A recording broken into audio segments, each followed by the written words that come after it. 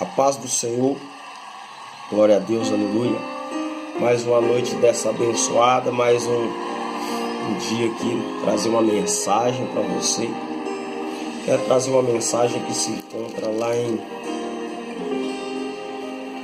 1 Samuel capítulo 7, que vai dizer assim: Então vieram os homens de Queriate Jearim e levaram a arca do Senhor e trouxeram à casa de Abinadab no outreiro e consagraram Eleazar seu filho para que guardasse a arca do Senhor. E sucedeu que desde aquele dia a arca ficou em Queriate Jearim, e tantos dias se passaram que chegaram até 20 anos, e lamentava toda a casa de Israel após o Senhor.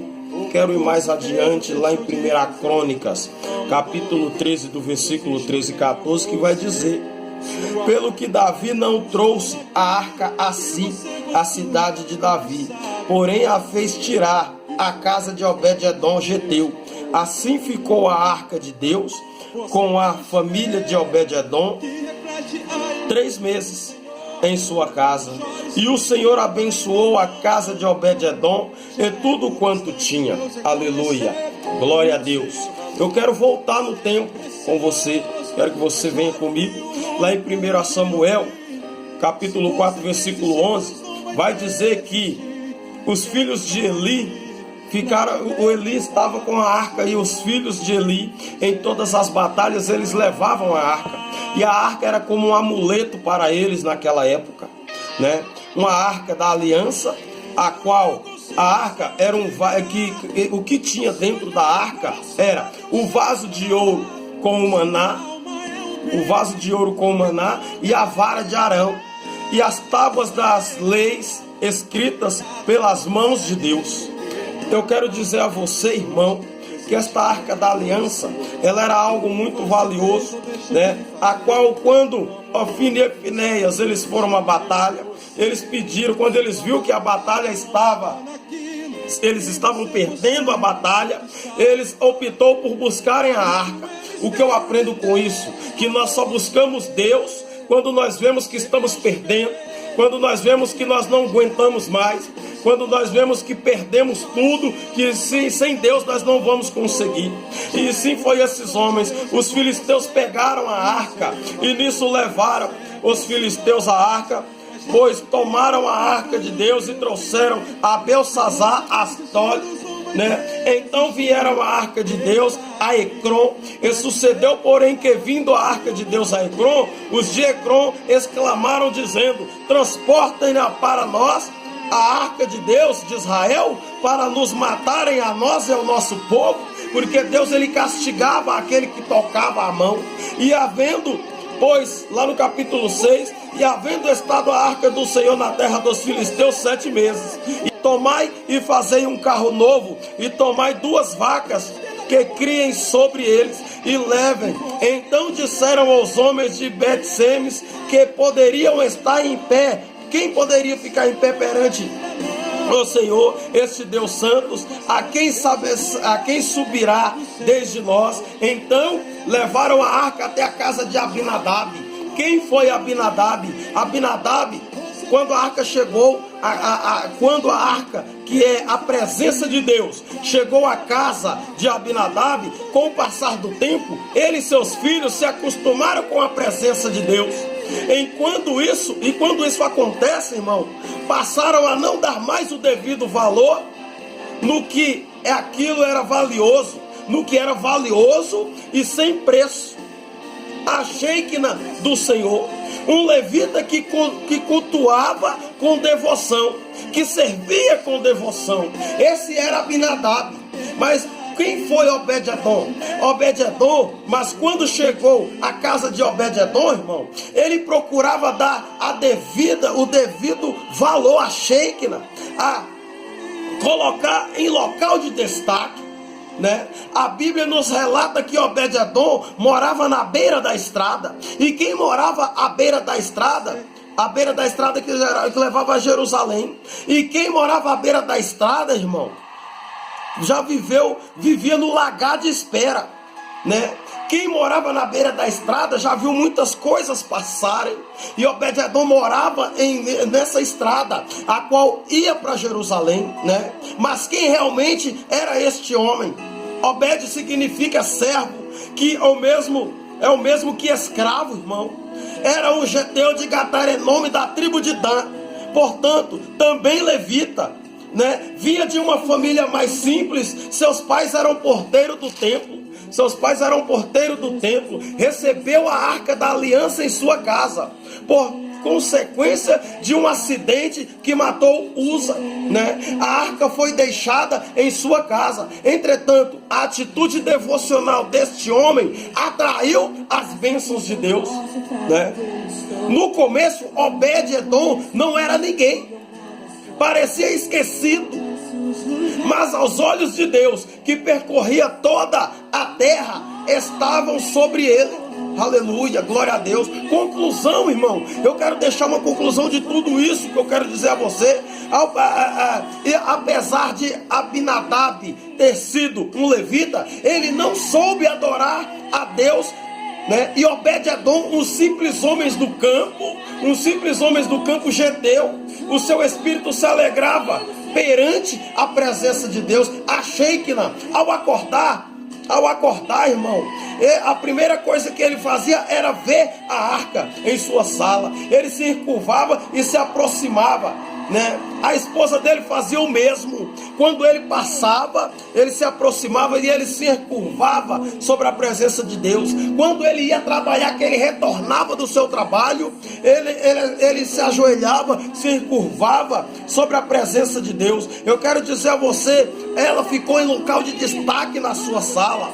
Aleluia. Esse foi Abinadab. Ele estava sempre que passava pela sua sala, lá estava ela, a presença de Deus, bem no meio de sua sala. A Shekinah, uma grande reverência para com a Shekinah do Senhor na casa de Obed-edom. Obed-edom, ele foi um homem humilde, a qual a sua família, irmão, a vida dele era uma vida miserável. A vida de Obed-edom, os seus pastos, irmão, eram os mais ruins das campinas. Os seus gados não davam leite, as suas ovelhas não davam lã, e a sua mulher era estéril. Irmão, ele tinha uma vida totalmente bagunçada, né? Hoje eu quero dizer a você que nas igrejas hoje, quando nós não vemos pessoas como Obed-edom, que passa pela prova e está sempre quieto, buscando a presença do Senhor, está sempre buscando a face do Todo-Poderoso. Hoje eu vejo pessoas como Abinadab, mais acomodado, não quer mais buscar a face, não jejua, não procura interceder, não procura permanecer nos caminhos da obediência, algo que não vemos mais como tanta frequência no meio da igreja de hoje, né? Pois mais nós parecemos como a casa de Abinadab do que com a casa de Obed-edom. Vejo pessoas entrando na presença de Deus e saindo do mesmo jeito em que entrou, pois vivem como Abinadab. Vimos que Obed-edom se alegrava na presença de Deus, aleluia, e não queria se separar da arca. Mas hoje vemos pessoas que não veem a hora do culto acabar. Isso é o verdadeiro povo, irmão. Você quer, irmão, a bênção de Deus? Então mude o seu conceito de devoção. Lá em Salmo 51:17, dê o devido valor às coisas a ela relacionada. Então as bênçãos chegarão na tua casa, na tua família, no teu ministério, no teu casamento. Aleluia. Não se acostume com a presença de Deus, a sua glória. Vigie sempre para não perdermos as sensibilidades em relação às coisas espirituais. É preciso, irmão, nós estarmos em santidades, buscar a face do Senhor todos os momentos. Abinadab era a representação de um crente velho, acostumado com os cultos que já não tem mais a mesma graça e mesmo fervor da sua época de novo convertido, que deixa com as coisas de Deus. Vigia, irmão. para que nós possamos estar conectados com o Pai.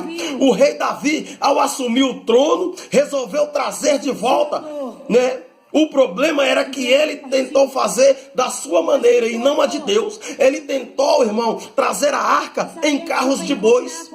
E sendo que a arca só podia ser transportada pelos levitas. A arca da aliança, ela tinha 1,22 m de comprimento, por 74 de altura, por 74 de largura. No topo da arca havia uma laje sólida, chamada de propiciatório. Em cima do propiciatório havia 2 querubins com suas asas esticadas, e no meio dos querubins habitava a glória de Deus. Eu quero dizer a você novamente que a presença de Deus, ela é poderosa. E quando eles transportavam a arca da aliança, muitos cantavam, saltavam e se alegravam na presença de Deus, com a arca da aliança sobre o carro de boi. Mas a estrada era boa quando eles andavam, mas chegou um certo ponto aqui, o boi, ele tropeçou e a arca deu de tombar, e Uza pôs a mão sobre a arca, e a presença de Deus, Deus se irou, e Uza abriu uma rotura sobre Uza, e Uza morreu ali sobre aquele lugar. Não, né?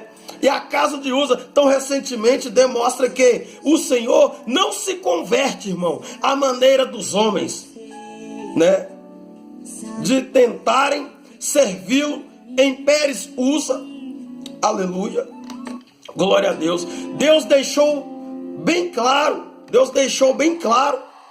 que não se pode trazer a sua presença sobre a vontade da carne. Irmão, nunca você pode tentar trazer a presença de Deus da carne. Nunca você pode tentar trazer a presença de Deus de qualquer maneira, com o pé na igreja, com o pé no mundo, com o pé na rua, com ainda o coração voltado para o mundo, mas o seu corpo na igreja. É aquilo, Uza, quando ele morreu, foi a mesma coisa de Deus batendo a mão na mesa e dizendo a vocês: se vocês querem me seguir, tem que ser do meu jeito. Eu quero dizer a você que quando aqueles bois, eles estavam indo para o caminho, eu quero voltar a dizer que quando os bois tropeçaram, Davi se entristeceu quando Uza morreu. O que é que eu aprendo com isso? Irmão, às vezes quando a estrada está boa, nós se alegramos, nós pulamos, né? Nós glorificamos, mas eu quero dizer a você, você honra a Deus em meio às tempestades? Por mais que as lutas estejam grandes, por mais que as lutas você acha que não vai conseguir, que possa estar grande na tua vida, mas a Deus é o Todo-Poderoso. Aleluia, glória a Deus. E Ele que vai entrar com a presença, com tudo, para poder fazer isso entrar com a providência na tua vida. Não atentando para o fato de que a glória de Deus e a santidade andam juntas. Ao desprezar a ordem divina, os ombros a ordem divina de que a arca deveria ser conduzida sobre os ombros dos sacerdotes, ele colheu juízo. Por isso Uza tombou naquele lugar. Um homem morreu ao tocar indevidamente na arca. Aleluia. E aquilo foi um gesto de que Deus batendo a mão na mesa e dizendo: se vocês me querem, tem que ser do meu jeito. E isso é o próprio Deus dizendo. E quando Davi se entristeceu, Davi olhou e viu a casa de Obed-edom. E Obed-edom, o Davi falou: como farei eu levar a arca à cidade de Davi? Aonde eu deixarei a arca? E Obed-edom: ei, deixa a arca aqui na minha casa. E a arca ficou a casa de Obed-edom, irmão. E em 3 meses, tudo mudou na vida de Obed-edom, tudo prosperou na vida de Obed-edom. Eu quero dizer a você que em 3 meses, os pastos da casa de Obed-edom, das campinas, eram os melhores. As suas vacas davam os melhores leites, as suas ovelhas davam os melhores lã, e a sua mulher não era mais estéril. O que eu quero dizer a você, irmão e irmã, aprenda a adorar a Deus com devoção. Aprenda a ter temor de Deus. Não se acostume com a presença de Deus, porque a presença de Deus é tudo na nossa vida. E se você se acostumar com a presença de Deus, você não vai progredir, mas você vai parar onde você está. Eu quero dizer a você, continue jejuando, continue buscando, continue adorando, continue intercedendo, continue buscando o caído. Fale do amor do Senhor para todas as criaturas. Aleluia. E coisas grandes Deus fará na tua vida. Xaraia decoma nabiaçudecai. Deus, Ele vai entrar com uma providência aonde quer que, se muitos acham que você é um rejeitado, Deus manda te dizer, Ele pega os humildes, Ele pega os loucos para confundir os sábios, Ele pega as coisas fracas para derrubar as fortes. Deus, Ele remove os reis, estabelece os reis. Ele te põe na posição, na hora certa, no lugar certo e na hora que Ele quer. Aprenda a cultuar com devoção nosso Deus, em nome de Jesus. Aprenda, receba esta mensagem em nome de Jesus, e coisas grandes fará Deus na tua vida. Eu creio em nome de Jesus. Xaraias de Cumanai. Paz.